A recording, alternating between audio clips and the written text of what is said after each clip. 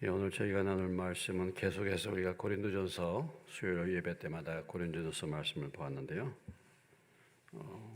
지난주에 이어서 고린도전서 10장 14절로 22절까지 말씀을 보시겠습니다. 고린도전서 10장 14절로 22절입니다. 교독합니다. 그런즉 내 사랑하는 자들아 우상 숭배하는 일을 피하라.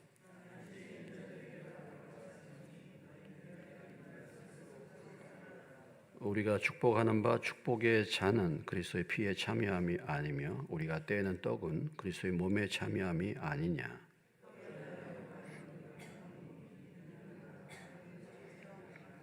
육신을 따르는 이스라엘 보라, 제물을 먹는 자들이 제단에 참여한 자들이 아니냐.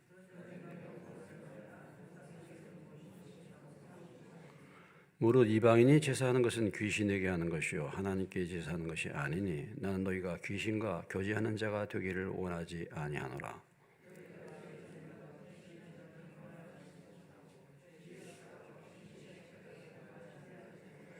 22절 그러면 우리가 주를 노여워하시게 하겠느냐? 우리가 주보다 강한 자냐? 아멘. 네, 계속 고린도전서 10장에서 중요한 메시지는 우상 숭배하지 말라는 말씀이죠. 여기 보면은 우상 숭배하는 일을 피하라 그랬습니다. 우상 숭배하는 일을 피하라 그랬죠. 우상 숭배하는 일을 멀리하라 그런 얘기죠. 멀리하라. 우상 숭배하는 그런 사람들과 가까이 하지 않는 것이고 우상 숭배하는 지역으로부터 벗어나는 것입니다. 그러니까 성경에 보면은 피하라는 말씀들이 자주 나오죠. 음행을 피하라, 무엇을 피하라. 오늘 말씀도 우상 숭배는 피하라 그랬습니다.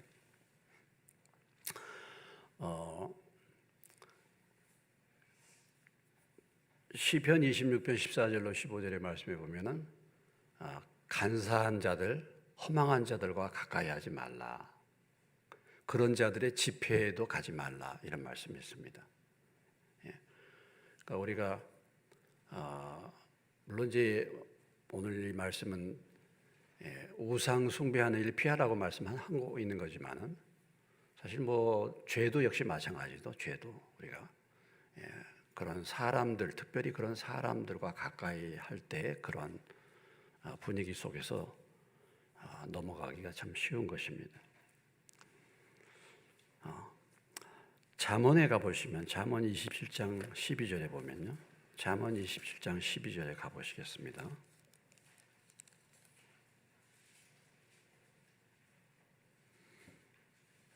잠언 27장 12절 941페이지에 이런 말씀이 있죠. 같이 한번 읽겠습니다. 찾으신 분. 슬기로운 자는 재앙을 보면 숨어 피하여도 어리석은 자들은 나가다가 해를 받느니라. 지혜로운 사람이 뭐냐? 재앙이 오고 문제가 생기는 그런 일들을 만날 때 피해가는 것입니다. 피해가는 거. 그러나 어리석고 미련한 사람들은 뭐예요? 나가다가 해를 받는 것이죠. 그래서 우리가 그 사람하고 가까이 하지 말아야 되는데 그걸 분별을 못하니까 또 그 일을 하지 말아야 되는데 그걸 모르니까 그렇게 가다가 결국은 뭐예요? 해를 받는 거죠. 해를 받는 것입니다. 우상 숭배를 멀리 하십시오. 특별히 우리가 지금까지 말씀을 봤지만은 이 고린도 지역은 과거에 우상 숭배하던 사람들입니다. 여러분 헬라 그리스 신화라는 것을 혹시 여러분들이 들어보신 적이 있는지 모르겠습니다만 이런 얘기는 다 들어봤습니다. 제우스 신이다. 바카스도 신이에요, 여러분. 바카스가 그 헬라의 신입니다. 술의 신이죠. 다 이렇게 신의 이름이죠. 그런 신들을 다 곳곳에서 섬겼단 말이죠. 이런 사람들이 예수를 믿었다고 하는데 여전히 그 지역 사회는 그런 우상들로 가득 차 있습니다. 그렇기 때문에 언제든지 예수 믿었다 한다 할지라도 언제든지 또 우상에 넘어가고 빠질 수 있는 그런 위험 속에 있는 것이죠. 그렇기 때문에 사도 바울이 우상 숭배를 피하라 말씀했습니다. 나는 지혜 있는 자들에게 말한 것 같이 하노니 너희는 내가 이런 말을 스스로 판단하라. 내가 여러분들을 지혜 있는 사람들로 내가 대한다. 지혜 있는 자들에게 말한 것 같이 하니까 내가 하는 말을 잘 들어봐라. 내가 하는 말을 듣고 깨닫고 실천해보라. 이런 말이죠. 근데 이 말씀의 의미 속에는 사도 바울이 이 고린도 교회 성도들을 이렇게 뭐랄까 한번 시험해보는 그런 메시지입니다. 고린도서 4장에 가보시면 4장으로 앞에 오시면요. 4장 10절에 보면은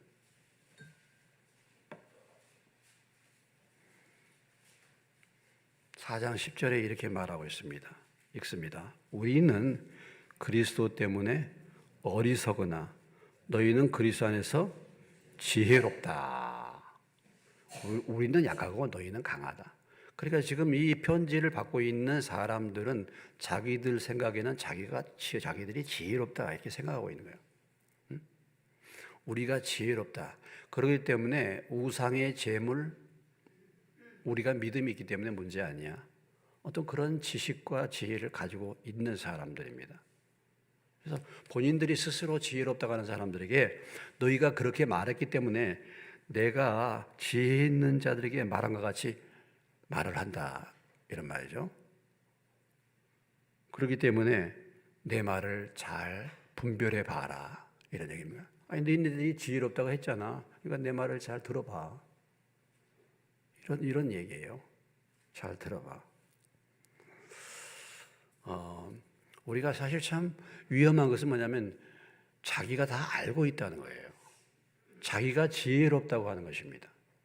이런 위험에서 우리가 빠져나와야 되죠.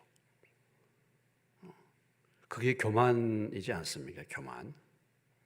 그러니까 이제 뭘 많이 아는 사람들에게 오는, 지식이 있는 사람들에게 오는 그런 위험이 뭐냐면 내가 다 안다라는 거죠. 라오디게아 교회의 문제가 무엇이었습니까? 라오디게아 교회가 눈 멀고 귀 멀고 가난하고 이게 문제가 아니에요. 눈 멀고 가난하고 헐벗었는데 문제는 뭐냐면 나는 뭐예요? 나는 부자라고 생각하는 거예요. 이게 문제예요. 이게.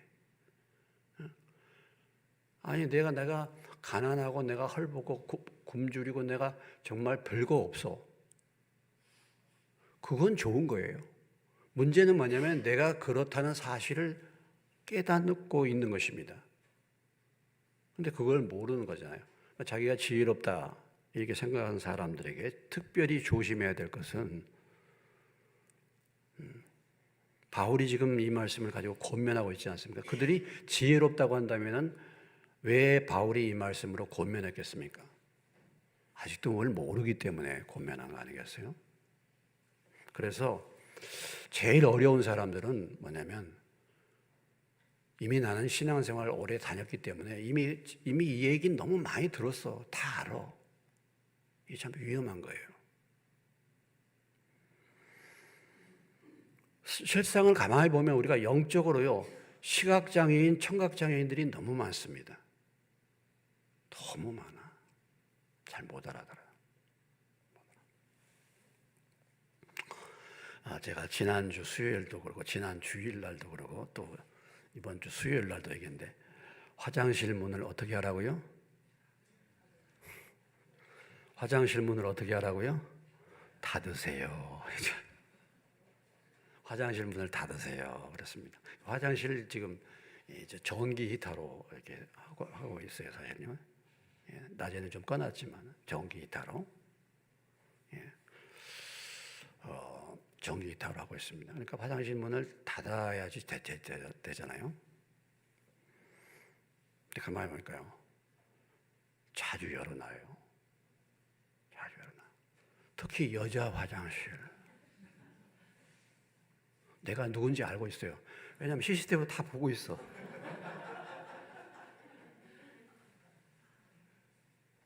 근데 우리가 문을 닫으세요 이렇게 들었잖아요. 근데 안 되는 거야 이게. 여러분 말귀를 못 알아듣습니까? 근데 안 닫는 걸 보면 말귀를 못 알아듣는 거예요. 그렇지 않습니까? 그게 말귀를 못 알아듣는 거예요. 그런 경우가 참 많아요. 제가 여러분이 한국말 하잖아요. 한국말. 제가 영어 쓰는 게 아니잖아요.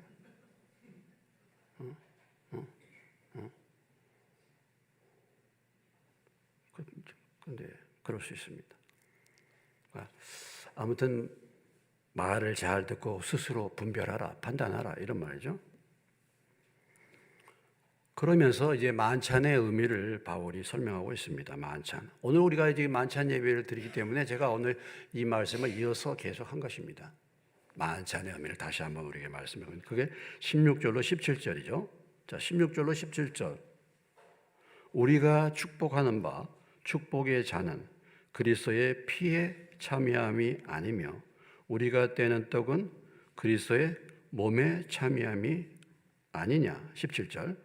떡이 하나요 많은 우리가 한 몸이니 이는 우리가 다 한 떡에 참여함이라. 여기에서 만찬에 대해서 중요한 메시지를 주고 있죠. 오늘 우리가 이 만찬 하는데 물론 11장에 또 자세하게 이제 말씀이 나옵니다만 일단은 오늘 이 말씀을 볼 때 그리스도의 피와 잔과 떡에 참여하는 것이 축복이라는 것입니다. 오늘 저와 여러분은 축복의 자리에 있는 줄로 믿습니다. 이 축복이에요. 이게 축복. 우리가 이 자리에서 떡과 잔에 참여한다는 것 자체가 축복이에요. 이게요. 이렇게 표현하고 있지 않습니까? 여러분 복 받으시기 원하십니까? 예배의 자리에 있는 것이 복인 줄로 믿으시기 바랍니다. 이 복이에요, 이게요. 만찬 예배가 예배의 기본이잖아요. 이게 복인 것입니다. 여기 참여한다는 말이 나오잖아요. 우리가 잔에 참여하는 것은 그리스도의 피에 참여하는 것이고, 잔은 성찬, 그리고 이렇게 주님의 떡에 참여하는 것은 주님의 몸에 참여한다. 이렇게 표현했어요. 그러니까 여기 참여라는 단어가 어떤 의미냐? 참여라는 단어는 헬라어로 코이노니아입니다. 코이노니아. 많이 들어보셨죠? 코이노니아. 이것은 친구라는 단어에서 유래된 말입니다. 그러니까 교제하는 것을 말해요. 교제하는 거. 그러니까 우리가 주님의 피에 참여하고 주님의 떡에 참여하는 것이 곧 누구와 교제하는 것입니까? 주님과 교제하는 거예요. 그렇기 때문에 축복인 줄로 믿습니다. 주님과 교제하는, 주님과 친구를 삼는 거예요. 주님과 함께 교통하는 것입니다. 우리가 하나님과 교통하는 걸 말해요. 특히 여기 이제 떡과 잔에 참여하는 것은 마치 식탁에 참여하는 것이잖아요. 식탁. 그래서 21절에 보면은 이렇게 표현하고 있습니다. 21절 읽습니다. 너희가 주의 잔과 귀신의 잔을 겸하여 마시지 못하고 주의 식탁과 귀신의 식탁에 겸하여 참여하지 못하리라.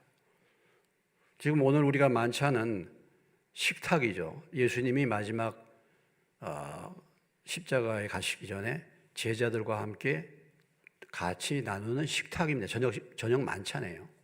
저녁 식사입니다. 식사. 그럼 이 식탁이 무엇을 말하느냐? 바로 이 음식을 통해서 서로 간에 교제하는 거죠. 교제하는 겁니다. 그래서 예수님을 영접하는 일에 대해서 요한계시록 3장 20절에서 이렇게 말하고 있죠. 볼지에다 내가 뭐예요?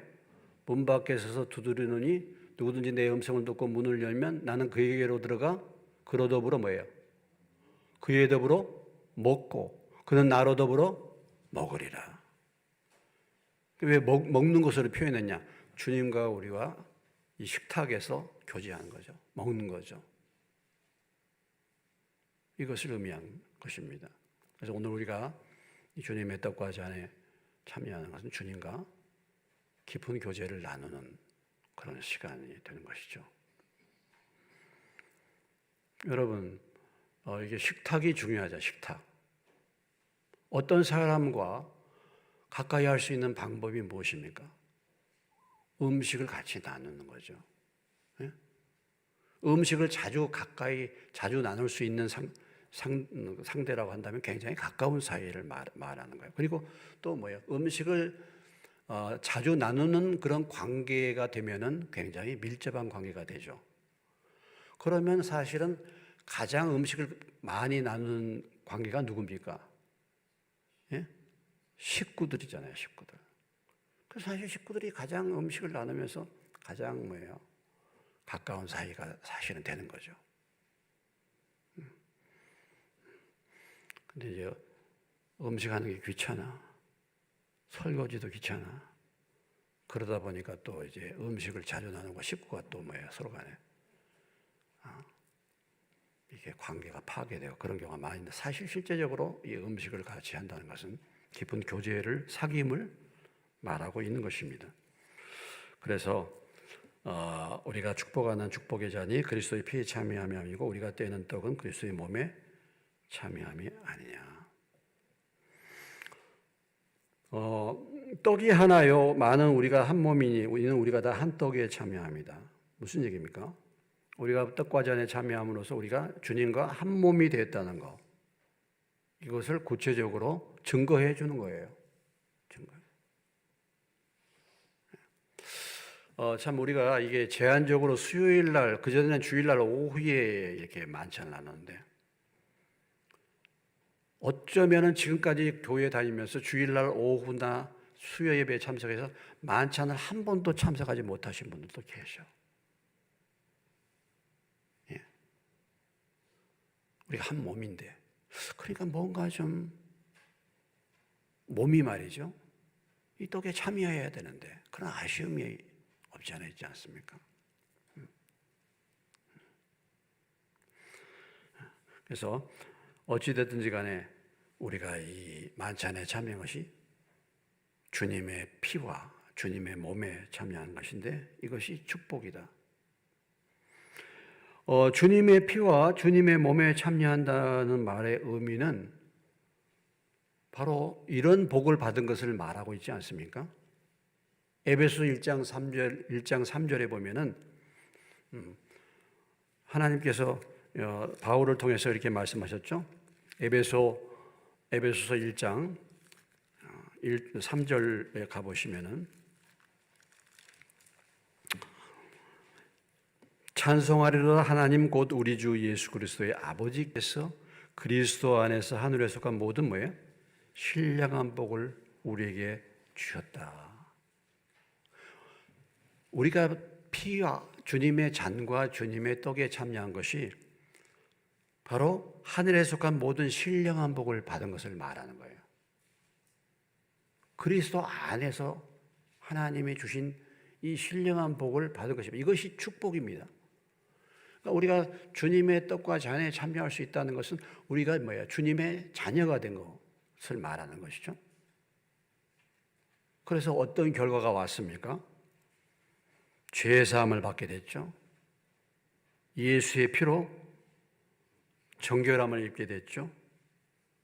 죄에서 그래서 자유를 누리게 됐습니다. 하나님이 우리를 값주고 사셨죠.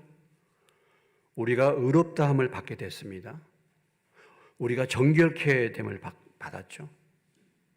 그리고 하나님께 이제는 나아갈 수 있는 존재, 다시 말해서 하나님 앞에 예배하고 기도할 수 있는 존재가 된 거 아니겠습니까? 에베소서 1장 3절로 이하의 하늘에 속한 모든 신령한 복을 생각할 때 이미 이 말씀을 우리가 나눴습니다마는 성부 하나님이 저와 여러분을 택하신 그 복을 받은 것이고 예수 안에서 우리의 죄가 사함받은 복을 받은 것이고 하나님이 우리 가운데 성령님을 보내주셔서 우리를 인치시고 우리를 보증해 주시는 복을 받은 거죠. 하나님이 우리에게 성령을 주셨다는 것은 굉장한 것입니다. 여러분, 성령을 받으면 어떤 일이 일어납니까? 성령을 받으면 영적인 세계가 열리는 거잖아요. 하나님의 말씀이 깨달아지는 거잖아요. 하나님의 뜻이 분별되는 거지 않습니까? 그래서 하나님의 인도를 받게 되는 것이죠. 성령을 통해서 내 죄를 깨닫게 하시는 거죠. 그래서 내가 회개할 수 있는 것입니다. 성령께서 하셔야 되는 거잖아요. 성령께서 내게 은사 주시잖아요. 여러 가지 은사를 주십니다. 성령께서 열매를 맺게 하시죠. 우리를 변화시키시고 얼마나 놀라운 축복을 받습니까? 사실은요. 신령한 복을 우리가 받게 되는 거예요. 이것이 예수 안에서 예수님을 믿은 축복이고 이것이 우리가 떡과 잔에 참여함으로 얻는 축복이 되는 것입니다. 그래서 이것을 생각하면서 우리가 떡과 잔에 참여할 때 그 은혜를 생각하면서 감사하고 찬양할 수 있는 저와 여러분 되시기를 주의 이름으로 축원합니다. 그러면서 이 제사와 제물의 의미를 18절로 20절에 설명해 주고 있습니다. 육신을 따라 난 이스라엘 보라, 제물을 먹는 자들이 제단에 참여한 자들이 아니냐. 그런즉 내가 무엇을 말하냐? 우상의 제물은 무엇이며 우상은 무엇이냐? 무릇 이방인의 제사하는 것은 귀신에게 하는 것이요 하나님께 제사하는 것이 아니니 나는 너희가 귀신과 교제하는 자가 되기를 원하지 아니하노라. 자, 제사를 드리고 제물을 드리고 그 제사 후에 제물을 먹잖아요. 이것이 이스라엘의 구약에 나타난 제사법입니다. 그렇죠? 이스라엘 백성들이 구약의 그 성막에서 제사를 지내고 제사를 드린 다음에 그 음식을 먹습니다. 제물을. 그것을 뭐라고 표현하고 있냐면은 제단에 참여하는 것이다. 다시 말해서 제물을 먹는 행위에 제물을 드리는 행위와 제물을 먹는 행위는 곧 그 하나님께 참여하는 것이다. 하나님과 교제하는 것이 된다. 이런 말이죠. 그렇기 때문에 이방 사람들이 드리는 제사도 역시 마찬가지다. 그러니까 이방 사람들이 드리는 제사, 옛날에 우리가 드리는 제사들이 있지 않습니까? 우리가 드리는 제사도 조상들에게 드리는 거잖아요. 다 제물이 있지 않습니까? 그리고 제사 지낸 다음에 그 제물을 먹지 않습니까? 이것이 뭐냐? 이것은 귀신에게 드리는 것이다. 귀신에게. 귀신에게. 악한 영들에게 사실 드리는 거죠. 여러분들이 어느 분이 돌아가시면 이렇게 그 앞에다 패를 쓰잖아요. 패. 믿는 사람들은 물론 십자가에다가 집사, 권사 하지만 안 믿는 사람들은 뭐예요? 무슨 학생 뭐라고 써요? 신위라고 쓰잖아요. 신위. 신위가 뭡니까?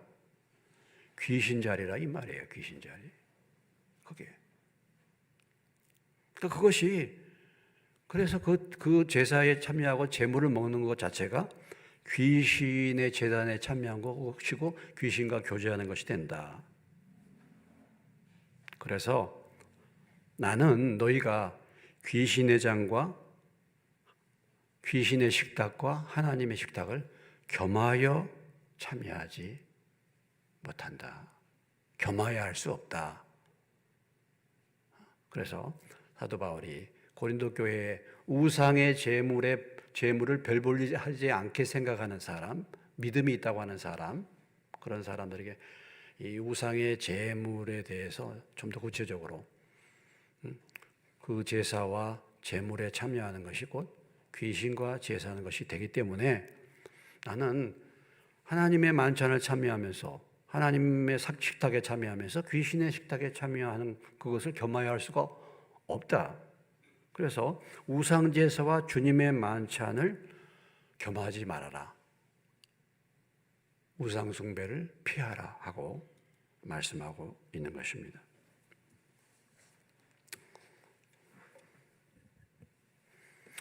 오늘 이 말씀이 오늘 이 시대를 사는 저와 여러분에게 어떤 의미를 가지고 있습니까?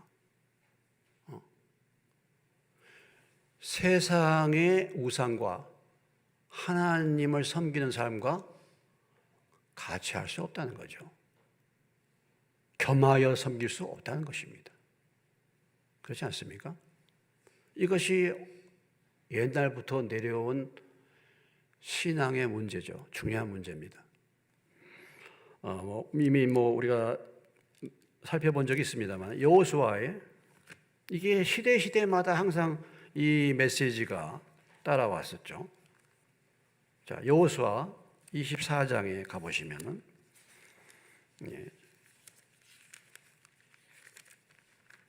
357페이지인데요. 제 성경으로 여호수아가 지금 가나안 땅으로 들어가기에 앞서서 그 당시에 광야에서 연단을 받았던 제2세대 백성들에게 여호수아가 간절하게 권면하는 얘기가 그거 아니겠습니까?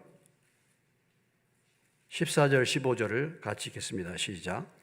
그러므로 이제는 여호와를 경외하며 온전함과 진실함으로 그를 섬기라. 너희의 조상들이 강 저쪽과 애굽에서 섬기는 신들을 치워버리고 여호와만 섬기라. 만일 여호와를 섬기는 것이 너에게 좋지 않게 보이거든 너희 조상들이 강 저쪽에 섬기는 신들이든지 또는 너희가 거주하는 땅에 있던 아모리 족속의 신들이든지 너희가 섬길 자를 오늘 택하라. 오직 나와 내 집은 여호와를 섬기겠노라. 그래서 지금 가나안 땅에 들어가기 앞서 여호수아가 걱정하면서 분명하게 하는 건 뭡니까? 여호와를 섬기든지 아니면은 다른 신들을 해가지고 그러면 분명히 택해서 섬겨라. 둘 섬기지 말아라. 이런 얘기잖아요. 이런 얘기입니다. 자, 열왕기 상으로 오시면요. 그 뒤에 있는 이제 열왕기 상 18장에 가보시면은 18장 제 성경으로 547페이지입니다.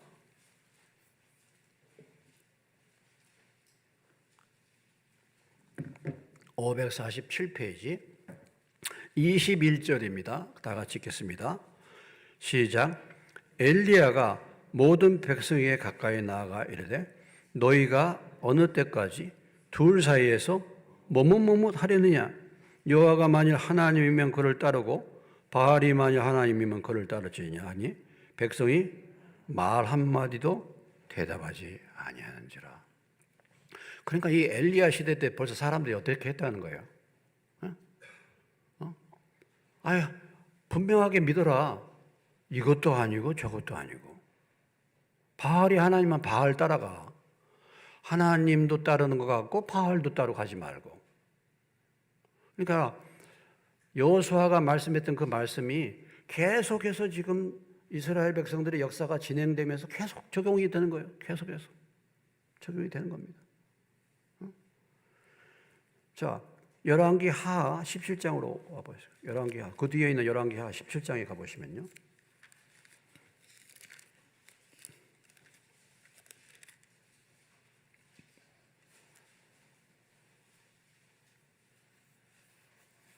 (17장) 자, 29절로 30절까지 591페이지입니다. 읽습니다. 그러나 각 민족이 각기 자기의 신상들을 만들어 사마리아 사람이 지은 여러 선당들에 두되 각 민족이 자기들이 거주한 성읍에서 그렇게 하여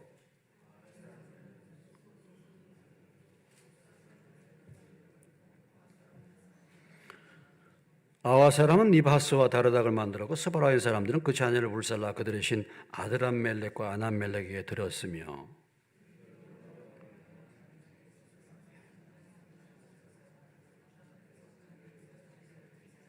33절 다 같이 이와 같이 그들이 여호와도 경외하고 또한 어디서부터 옮겨왔든지 그 민족의 풍속대로 자기의 신들도 섬겼더라. 41절 가보시면 읽습니다. 이 여러 민족이 여호와를 경외하고 또 그 아로새긴 우상을 섬기니 그들의 자손이 그들의 조상들이 행하던 대로 그들도 오늘까지 행하니라. 그러니까 대대로 신앙생활하는 사람들의 문제가 무엇입니까? 하나님도 섬기고 세상신도 우상도 섬기고 이거예요. 그럼 하나님도 섬기고 우상도 섬기면 결국은 무엇 했다는 것입니까? 예? 하나님도 섬기고 우상도 섬겼다는 것은 결국 무엇을 했다는 거예요? 우상 섬겼다는 거예요. 그게. 예? 아니, 하나님만 섬겨야지. 하나님도 섬기고 우상도 섬겼다는 것은 그것은 우상을 섬겼다는 것입니다. 그렇지 않습니까? 하나님을 섬긴다는 것은 무엇을 말합니까? 하나님을 섬긴다는 것은 하나님만 섬기는 걸 말하는 거죠. 그러면 하나님도 섬기고 우상도 섬겼다는 것은 무엇을 말하는 거예요? 그 우상 섬겼다는 얘기예요. 그런데 우리가 착각하는 게 뭐냐면 하나님도 섬기고 우상도 섬기는데 그래도 내가 하나님도 섬기기 때문에 하나님을 섬기는 것으로 착각하고 있는 거예요. 그게 아니에요. 두 가지를 겸할 수 없다고 그랬잖아요. 두 가지. 두 가지를 겸할 수 없다고 그랬잖아요. 오늘 이 고린도전서 11장 말씀을 통해 10장 말씀을 통해서 우리에게 다시 한번 말씀하면 겸하여 섬기지 말라는 것입니다. 겸하여 섬기고 우상 숭배한다는 거예요. 그럼 어떻습니까? 오늘 저나 여러분의 신앙생활을 돌아볼 때 우상이 무엇입니까? 하나님만 섬기고 있습니까? 어떻습니까? 그때 얘기했잖아요. 우상이 뭡니까? 우상이 하나님보다 더 우선순위에 있는 거잖아요. 나의 생각을 가장 많이 차지하고 있는 게 뭡니까, 여러분? 내 생각을 가장 많이 차지하고 있는 게 뭐예요? 돈 생각입니까? 직장 생각입니까? 무슨 생각입니까? 그게 우상이에요. 내 생각을 가장 많이 차지하고 있는 것이 하나님에 대한 소망이야. 하나님 나라에 대한 소망이야. 그렇기 때문에 우리 부모가 예수 안 믿고 우리 자녀들이 예수 안 믿고 그런 부분에 대해서 내가 거기에 소망을 두기 때문에 안타까워요. 그래서 기도하게 되는 거예요. 그런데 관심이 없고 다른 세상 것들에 관심이 있으면요, 내 마음이 그렇게 되는 게 아니야. 한번 보세요.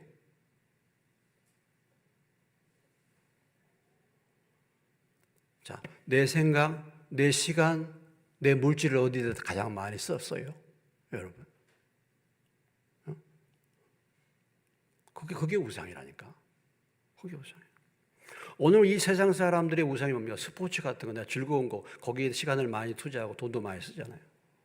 예? 거기에 다 관심이 있습니다. 이게 우상이에요, 사실은.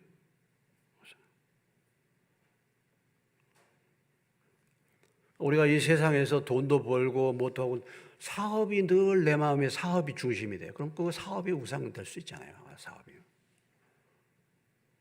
자녀가 우상이 될 수가 있고. 자녀의 생일잔치는 사람들을 초청해가지고 큰 돈을 들여서 생일잔치를 하는데 하나님 앞에 드리는 것은 인색해. 그게 우상되는 거예요.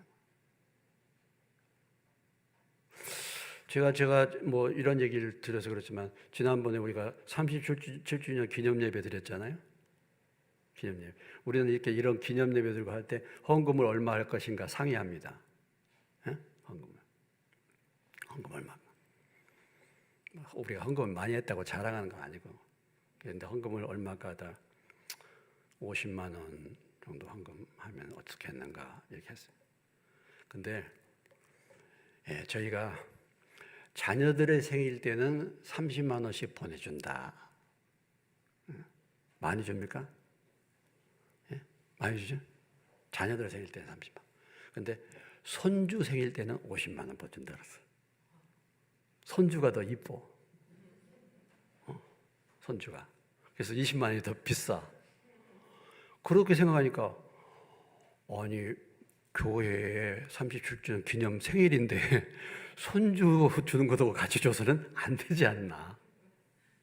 그래서 올렸어요. 그래서 손주한테 뭐 이렇게 하고 하는 것을 주는데 하나님 앞에 드리는 것이 더 적어서는 안 되잖아.